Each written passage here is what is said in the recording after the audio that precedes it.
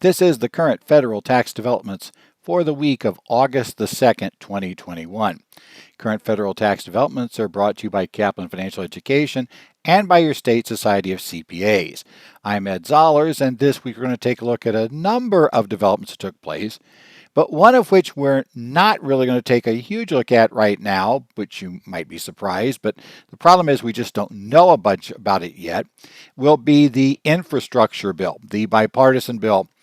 While the Senate had agreed to essentially the bill at this point in time, it was still effectively being drafted. There is a 56-page summary that you can read and that you may have found online, but not really a whole lot else we know about it, which presents a problem because, as I know from experience, details matter in tax, and that means that I need to see the bill first to make sure really the 56 pages explain everything that's in it, and then secondly, to make sure that despite what Congress thinks, the bill actually works the way they're saying it works.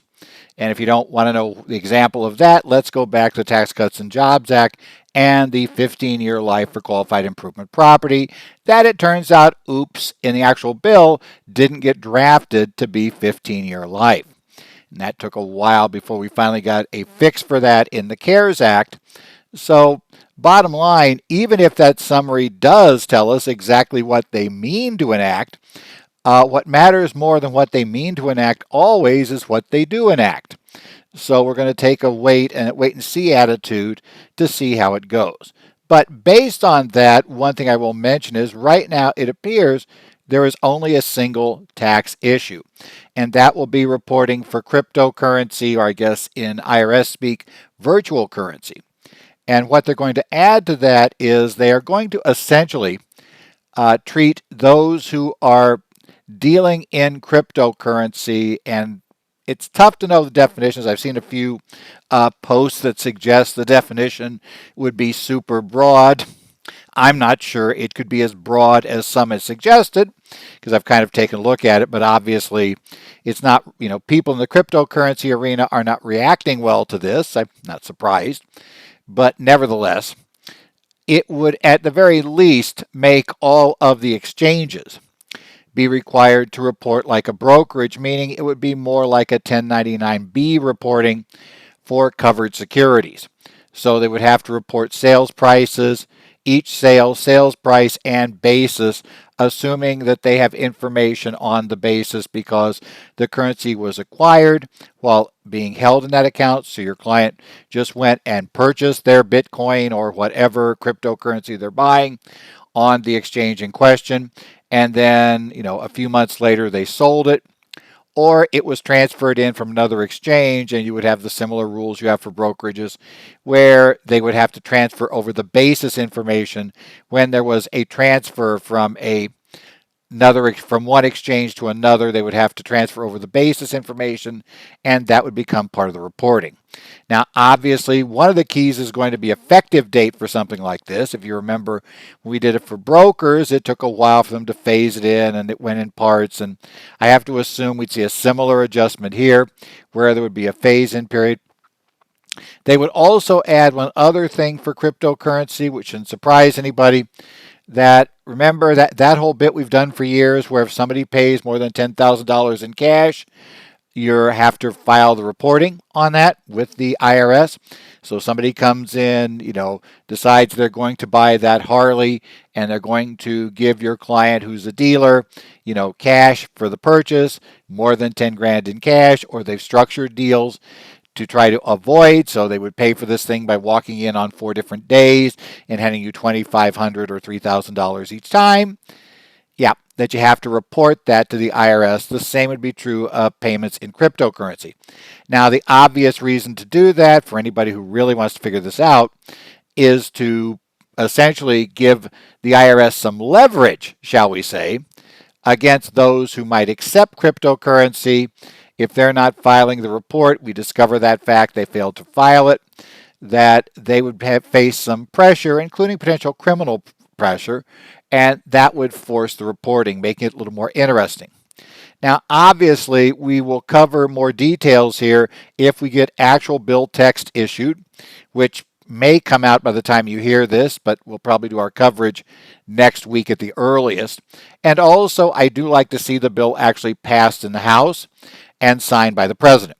As we discovered at the end of 2020, even when you think everything's go, you may get a monkey wrench in the work. If you don't remember, back at the end of 2020, we thought we had a deal.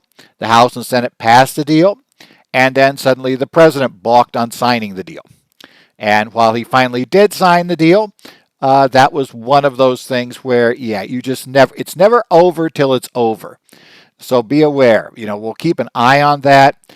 Probably if the president has committed to sign and it's passed, I'll talk about it. But remember, quote, committed to sign doesn't really mean he has to sign. He could get cold feet and back out. Basically what we saw at the end of 2020. Well, backed out and then came back in. So whatever happens. So we'll keep an eye on that. Now, what else really did happen this week that we can actually talk about? Well, we have a few things. The Small Business Administration, I know you guys just love the Paycheck Protection Program. Well, the SBA announced what were effectively 3 different changes to the Paycheck Protection Program. The theory is this, basically the idea is to help simplify matters, is kind of what they're going to do here.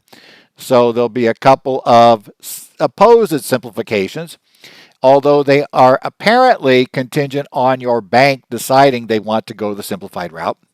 There also will be some relief on people who maybe get a decision from the SBA, bank and SBA they don't like on forgiveness. They file an appeal. We will get a delay of time before they have to start paying back the loan, waiting to see how the appeal comes out.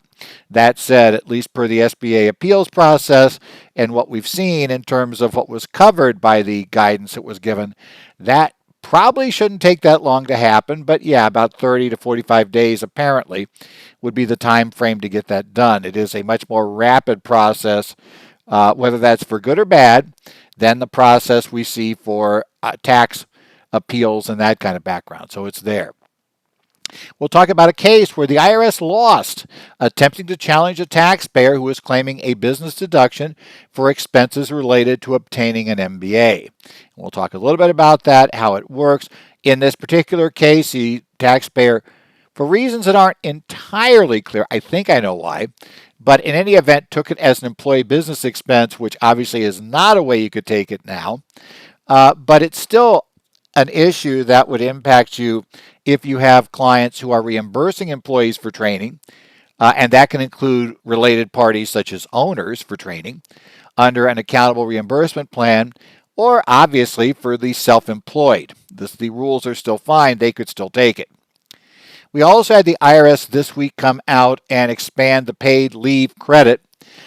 They finally added a Category 6 item. If you remember, ever since the CARES Act started, we always had, we discussed the payroll tax credit. Actually, this goes back to Family First Coronavirus Relief Act. Predates the CARES Act. We always talked about the fact that there was a 6th category for which you could qualify for the credit, but that we had never been told anything that fit the 6th category, which is things substantially similar to the categories that do qualify. We have finally had an addition.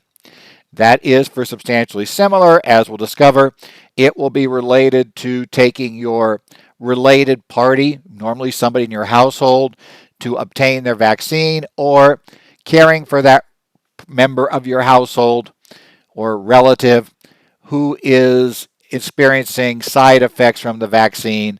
That will become a covered, on the 2/3 category, a covered category for employer-provided leave.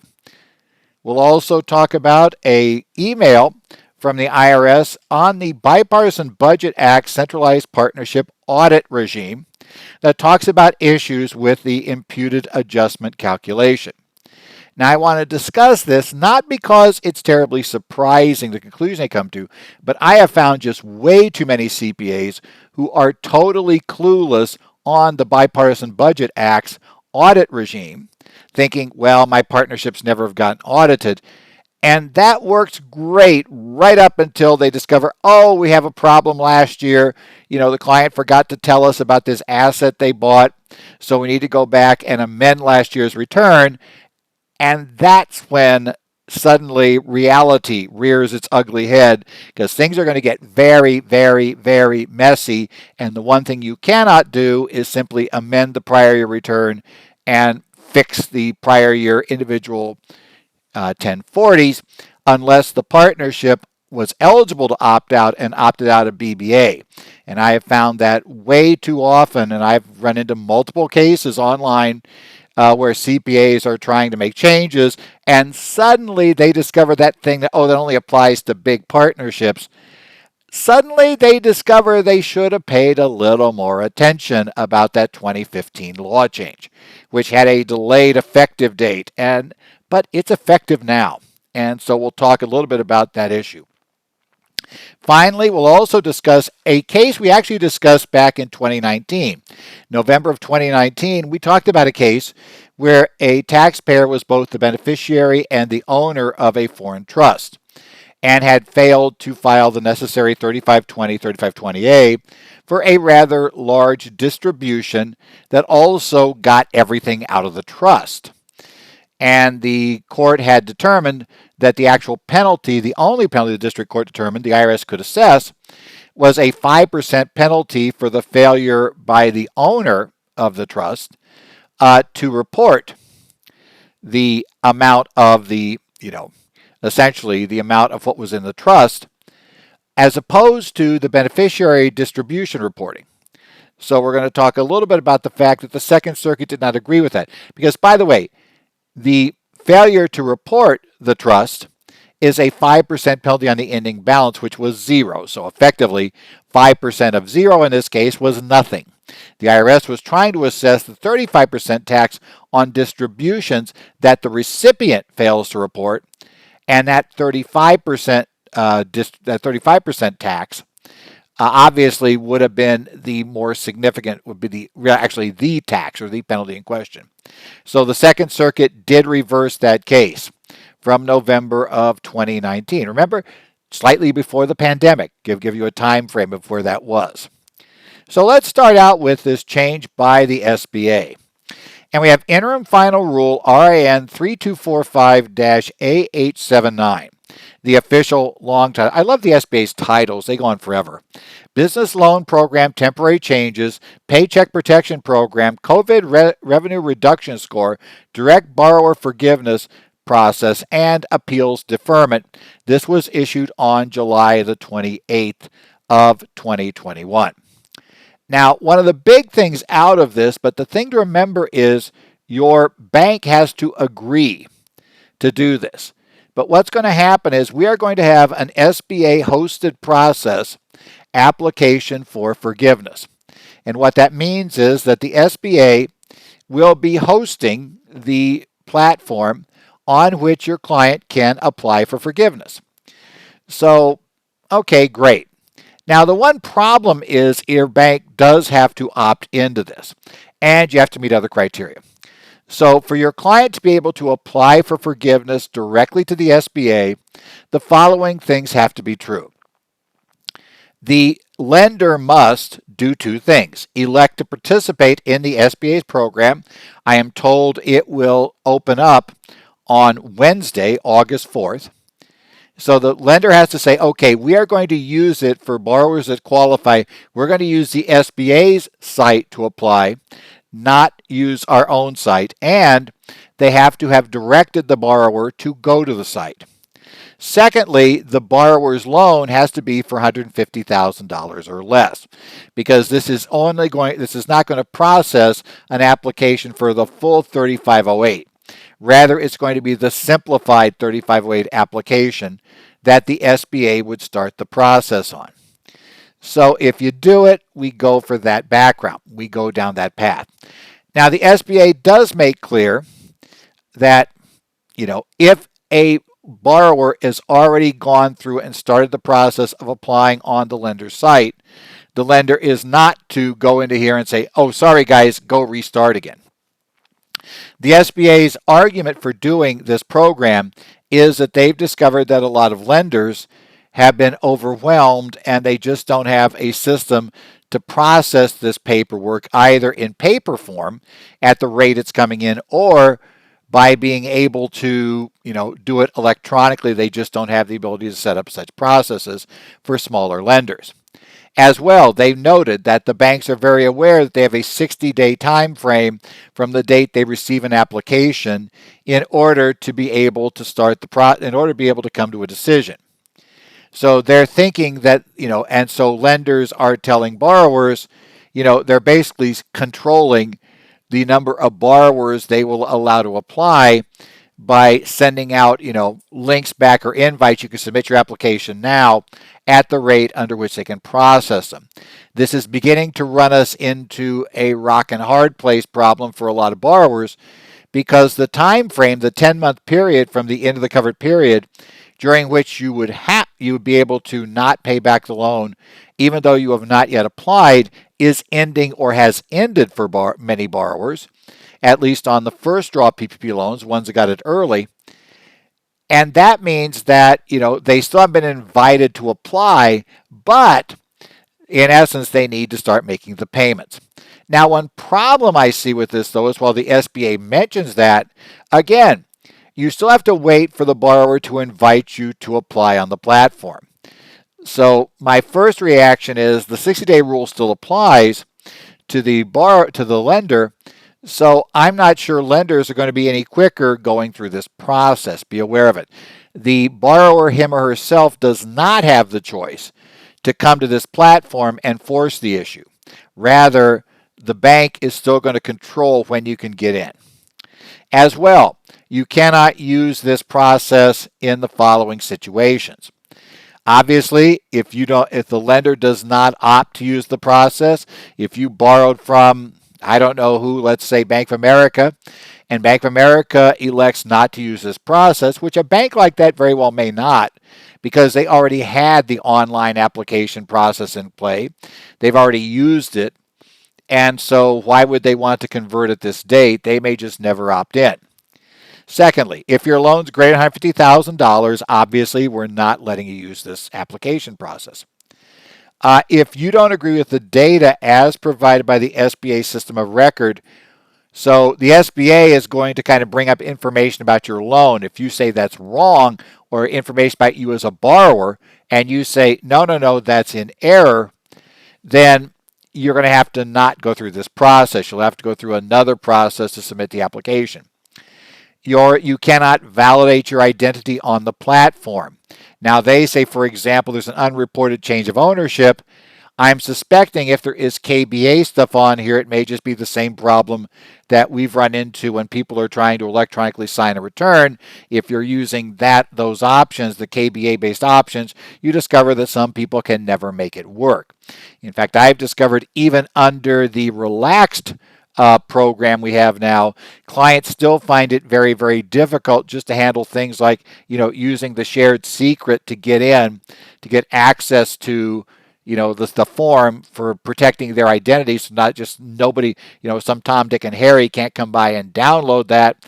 Well, they have trouble understanding how to work that and do it. So I could see some reasons otherwise. And also said for any other reasons where the platform rejects the borrower's submission, you'll also have to do it. So for whatever reason you can't get in there, you will have to go ahead and go through the standard process. That's going to be the key coming forward from this point. So, kind of be aware of that. It is one of those things. It's one of those things that we will have to work with. So in any event, that makes it kind of fun. So we've got it. Next up, we have the COVID revenue reduction score issue. Now, this is going to be a little bit of a unique one. And what it's going to do is try to drive this thing called a revenue reduction score. And what the revenue reduction score does is it's what goes in and tries to figure out, did you have a 25% drop in revenue if you are applying for a PPP2 loan? As you're aware, if you file for a PPP2 loan, you are supposed to show a 25% reduction in revenue. What the SBA has done is contracted with a third party. Again, we don't know who that third party is, so that's one of the problems potentially we have here. So we don't really know who the third party is. But if they've done that, they've contracted with that, And what they're going to do is, apparently based on your industry, it might even be geographically, they're going to determine if the industry as a whole has tended to have this 25% reduction. If they have, then the bank can just elect to use that score. And again, it does appear to be a borrower election, or I should say a lender election, in order to confirm it. They don't have to go through your records to figure out if you had the 25% reduction. Now, if the score does not justify that, then the borrower will apparently be able to submit documentation to show that, okay, maybe while the average, whatever this might be, type of operation didn't have this reduction, my client, let's say, did this sort of sale or sold this sort of retail sales, but they were in a theme park, and so the theme park was closed. So while their industry doesn't show it, they in particular do have a problem because they weren't allowed to operate, or the theme park was operating at a reduced capacity. So there are unique factors. So it's not going to solve everybody, but it does give a score. And at least in theory, it appears that as long as your client meets that requirement, that in essence, you'll be able to get a quicker review. You won't have to spend as much time with the 25%. Now, again, if your loan was more than 150, you had to submit that reduction in revenue information when you applied, so it's not going to help you there. But if you're below 150 and you have not submitted reduction information yet, and remember, you really didn't have to if you're below 150, then we're now going to allow the bank to use this method, which could theoretically get around the bank asking you to provide that documentation. You will still say you did, and let's be honest, nothing in here says that the SBA, if they examine your loan, cannot come back and say, okay, prove to us this 25% reduction. Finally, we did have a fix here. There is an appeals process.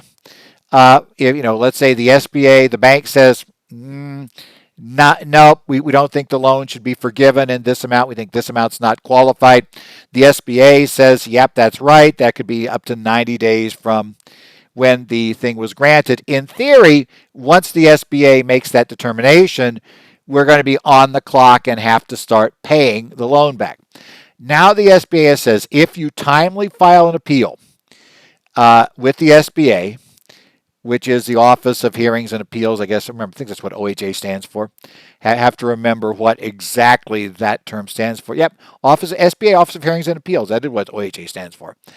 If you file with them, then you don't have to pay. However, the quirk here is you as the borrower have to notify the lender you're making an appeal. The SBA is not going to notify the lender that you are making an appeal at that point. So you're going to have to go through the notification process if you want the benefit of this. Okay, on to a little more standard tax issues. This will be the case of Zuhl versus Commissioner. This was a tax court bench opinion, docket number 5716-195, issued on July 26. Now, this was a small tax court case. The bench opinion means it was essentially an oral opinion delivered from the bench, and which was then, transcribed and eventually published in written form. Just like though the summary opinions, you're not going to be able to rely, you can't cite this as precedent elsewhere. It covers technically only this case, but it is an interesting analysis. This taxpayer had been employed, and he also worked on some startup businesses while he was doing that.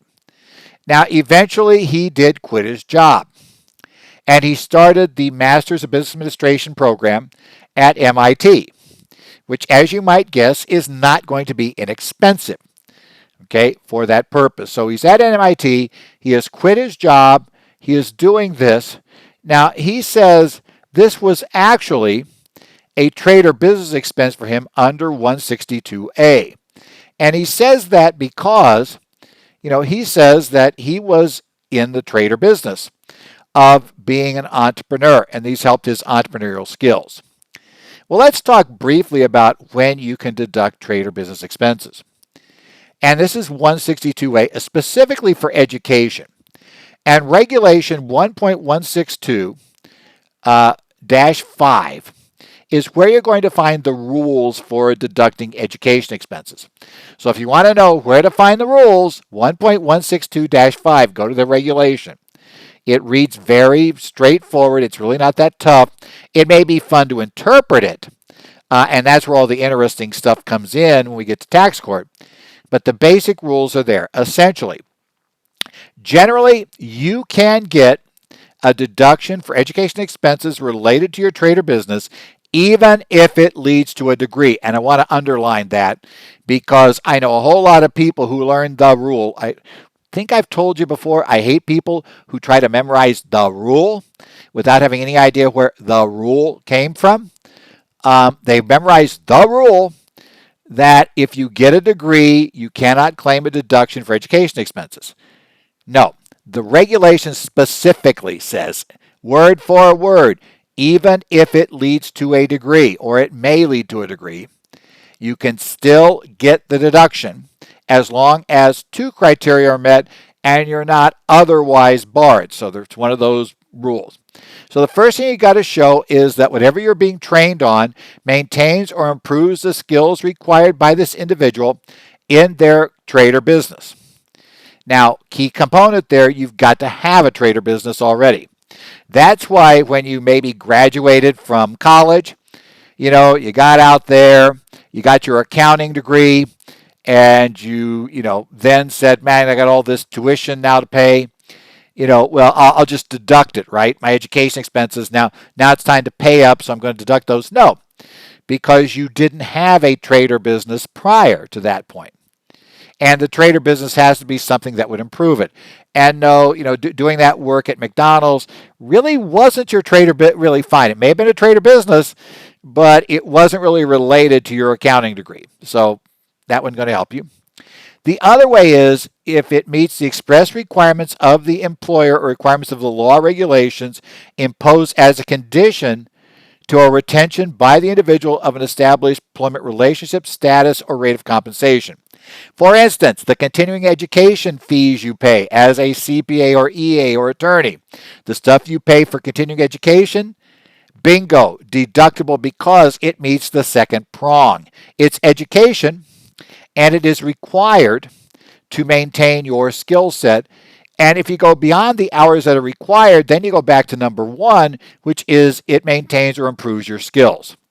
So that's the basic issue that comes into this. However, there is a caveat here. They said even if you meet those conditions, you still will be disallowed the deduction if one of two things are true. The education meets the minimum education requirements for qualification in the trade or business. So again, let's go back to the CPA. In most states, I think every state at this point, in order to get to be a certified public accountant, you must have so many hours and in many cases possess a degree, from an institution of higher learning in specific topics.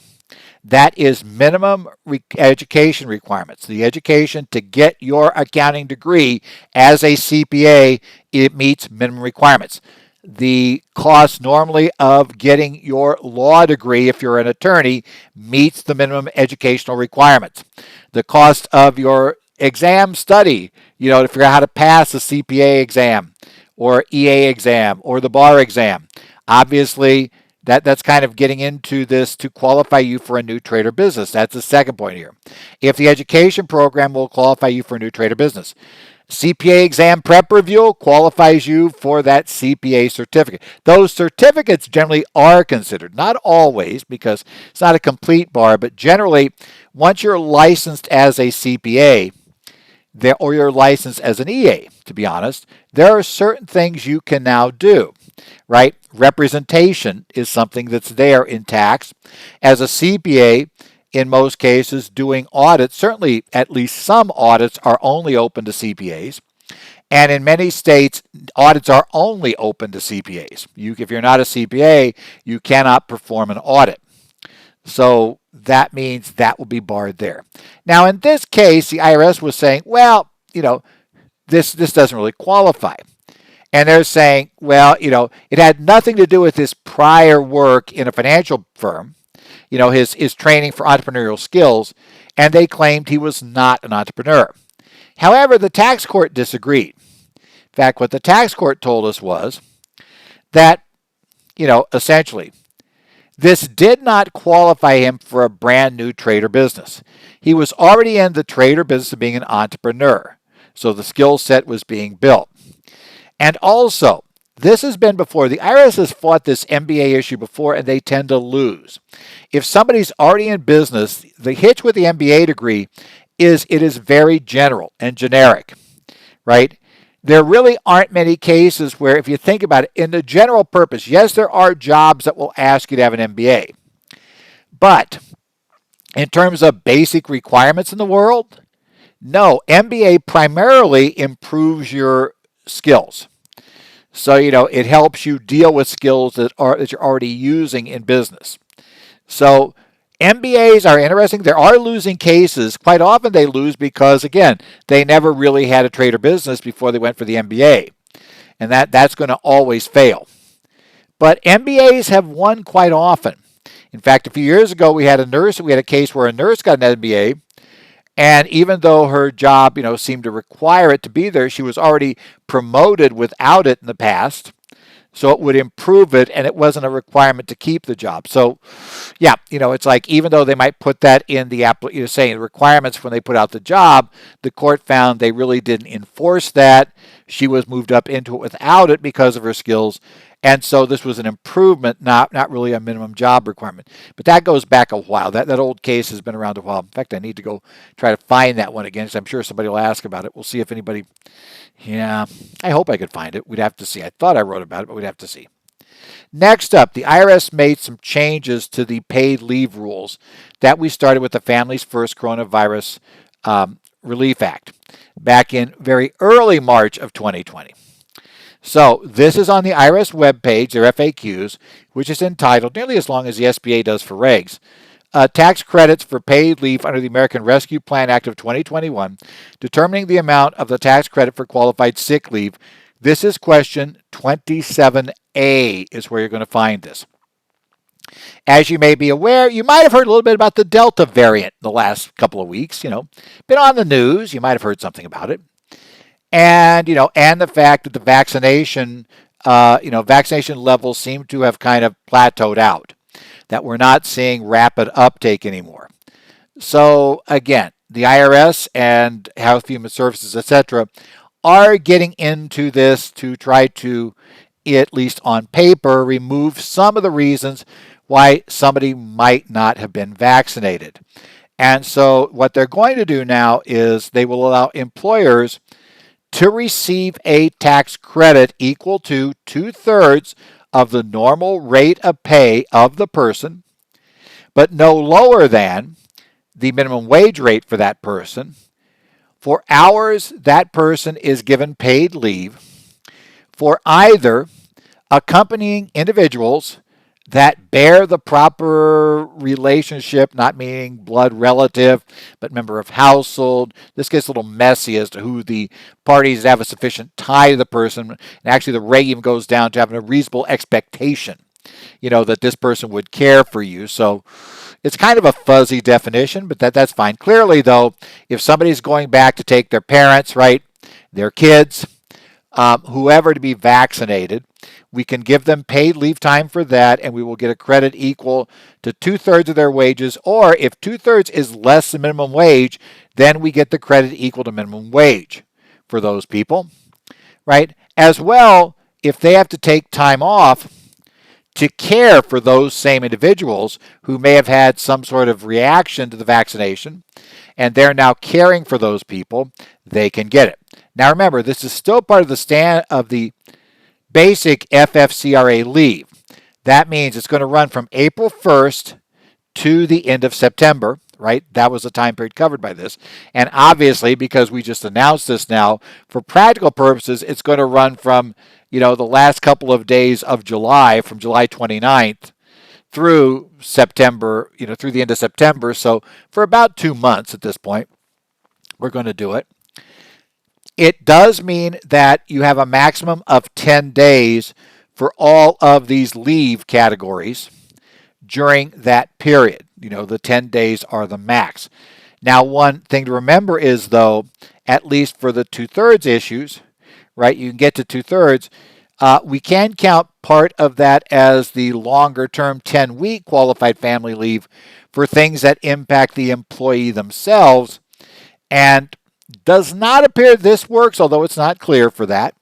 But that could add a number of weeks there. But if somebody, it appears right now, if somebody had been, let's say, out for 2 weeks because they have COVID, now they're saying, maybe I should get, maybe my teenage kid should be vaccinated because this was really bad. And they do take them. Well, the problem is they burned their 10 days. So wouldn't work in that case. But this is out there. If the employer wants to do this, this is a way of getting a subsidy. So you should probably inform your clients about the fact that this is out there if they are so inclined to do it. Next up, we have Chief Counsel Email 2021-29012, which came out on July 23rd of 2021.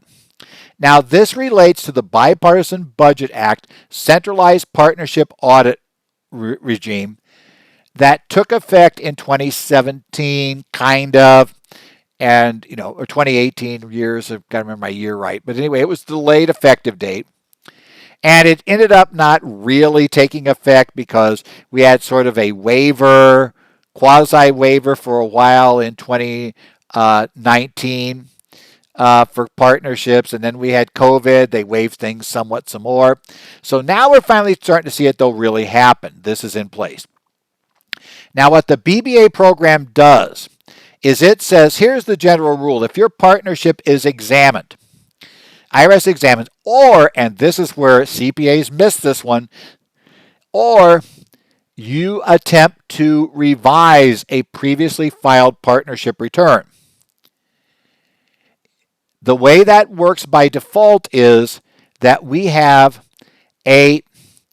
we compute the net adjustment. Let's say there's $100,000 more income in the partnership.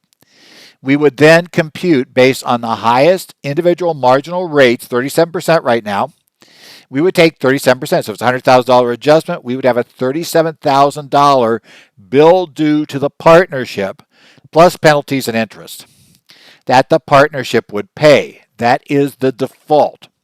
Now, there are ways out of that default. And if you are what used to be the small partnerships that got out of TEFRA, except we're going to expand that so it's up to issuing 100 K1s, you are allowed to opt out. Now, under TEFRA, remember, you had to opt in if you were a small partnership with 10 or fewer partners, and they were individuals, etc. Now the issue is, no, you're in unless you opt out. So you're stuck with what I just mentioned. And what that means is, okay, we do that. Now, here's what's even worse. Because this one can't create a problem. Because if I do that, I can elect to do what's called a push out, which means I can go back and say, well, the partners are going to pay this tax. So we're going to tell them how much of adjustment there is. Now, they still won't be able to go back and amend their prior returns. But rather, what they can do, or what they will then do, not can, they'd have to if we elect push out, is that they will report this on their return. They'll report the net tax. They'll compute the tax that would have been due back in that year, plus penalties, plus interest, and then they will report that as a tax on the next upcoming year's return. Whatever return there is that's going to be filed for the year in which they receive this notice of the push-out election is made. If we do have an IRS exam, then partners actually can amend earlier returns in line with the exam, and there's a little messy there, but they can pull theirs out. But if you are revising the return, which has to be done under administrative adjustment request, we do not have the option to allow partners to amend. All we have is this push-out adjustment. Where that becomes a problem is, what if we're not got extra income, but we have less income? In that case, the partner, again, on a push-out, goes back, and you have to push that out. They go back, they recompute their income, they say, hey, I would have paid $20,000 less in tax. Okay, great. So now for 2021, because this is when we actually did this, discovered it, and issued the notices to the partners, well, they're going to get a $21,000 tax credit. Okay, that's good. Reduce this year's tax.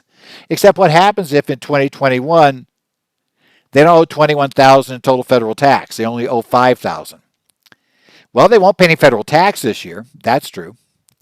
But the other $16,000 of credit is lost permanently. Okay. So opting out is big and can be very big both ways. So we'll talk about this here. And there are complications if you don't opt out as well. Just things get messy. So if you're eligible to opt out, which means you issue less than 100 K1s, all partners are individuals, corporations, right, including S corporations. Although with S corporations, you have to look through to see, you have to add how many K1s the S corporation issues to your K1s, and still remember to count the S corporation as a partner plus each of its shareholders. So every S corporation, by definition, will be a minimum of 2 partners, 2 K1s, and make that done. Now, the problem is if anybody holds their interest in a single member LLC or in a grantor trust, you can't opt out. Okay. But if you're eligible, that's only half the game. You also have to actually opt out on the original return. You cannot do this on an amended return. It must be on the timely filed original return. Okay. That's the problem with BBA. Now let's talk about one of the specific issues. Okay, well, we've gone through that. They came back in. They want to do this adjustment. 100,000 extra income. None of our partners, turns out all of our partners, in essence, they had huge amounts of unused itemized deductions. None of them would have paid tax in 2018 had we, properly reported that extra 100,000 of income. So we want to tell the IRS, well, hey, I know you got that adjustment, but really it would have made no difference back then. So can't you take that item out of the adjustment? And this email says that's not relevant. Again, we assume a 37% rate on that positive adjustment. And there are ways to reduce it, and that's for a whole course on this.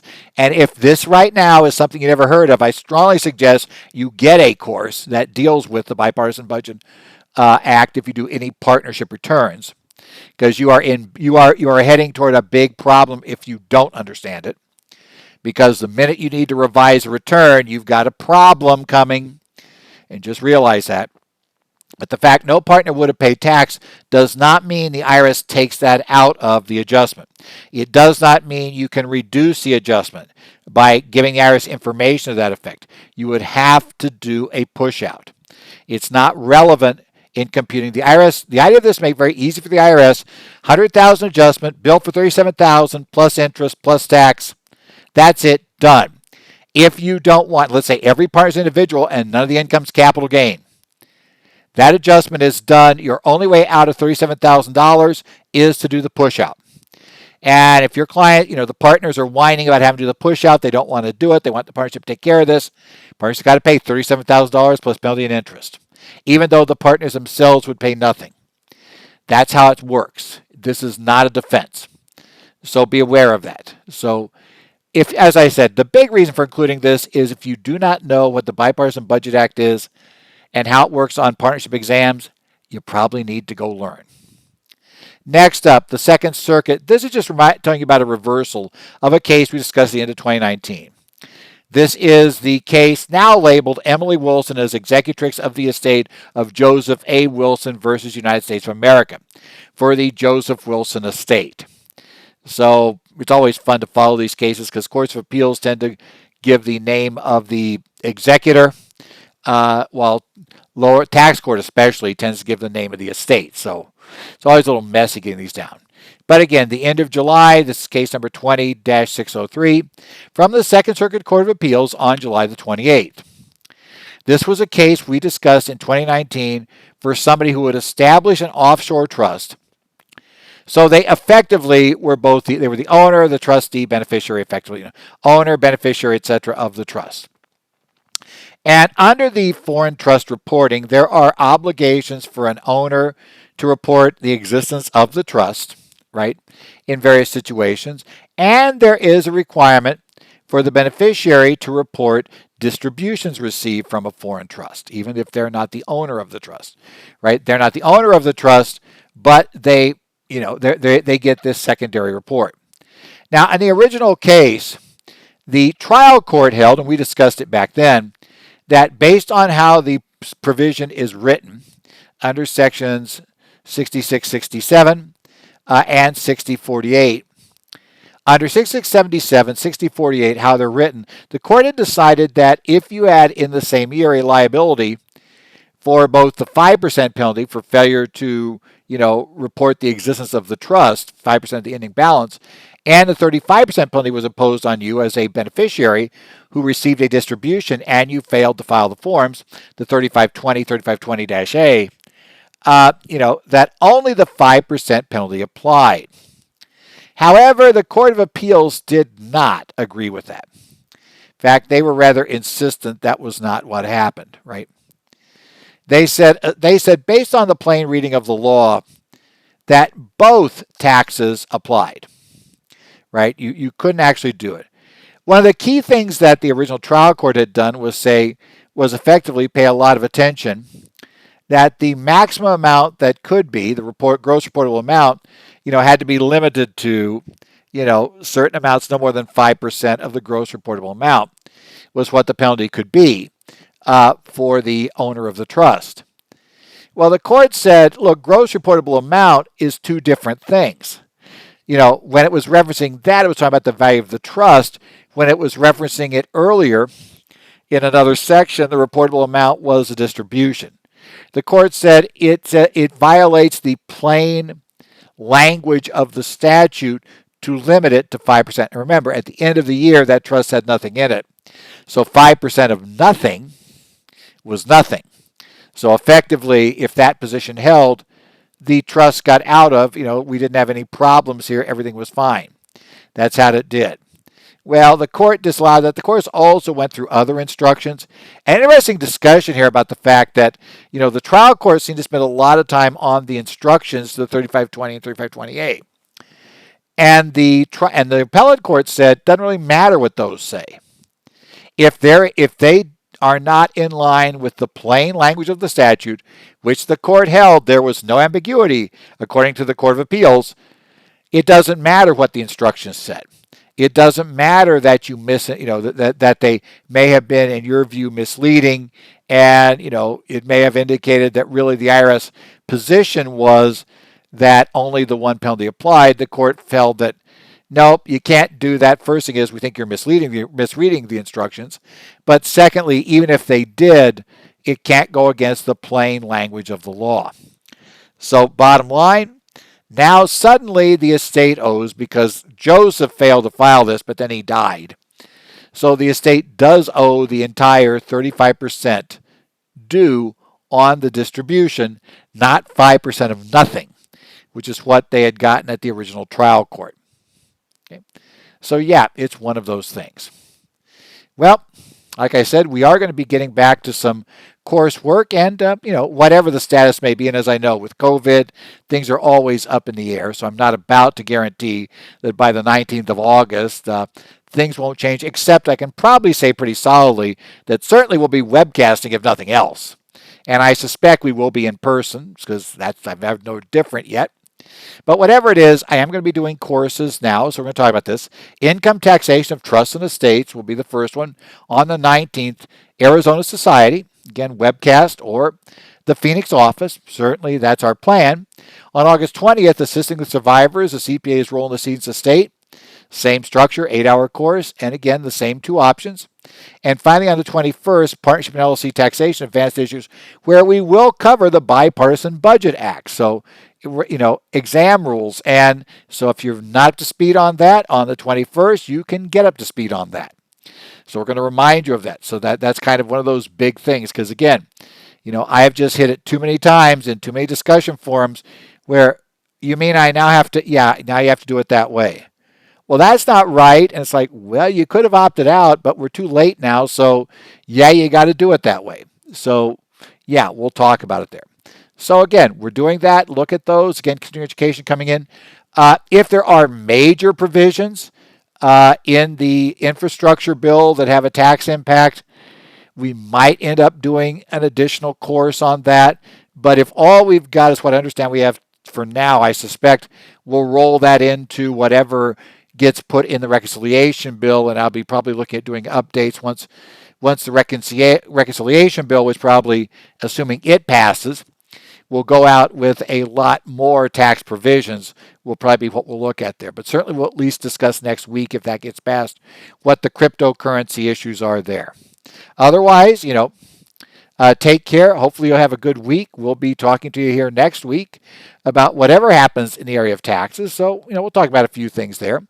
We may have at least a discussion of cryptocurrency information reporting, when it will happen and what the impact might be, assuming the infrastructure bill moves forward. And I suspect if it's going to go through, it's going to go through this week, because Congress really, really, really wants to be out of town for the August break. And I think they really want this infrastructure thing done. So we'll see what goes on there. So, in essence, keep up, watch what's happening. We'll see you here next week for more with current federal tax developments.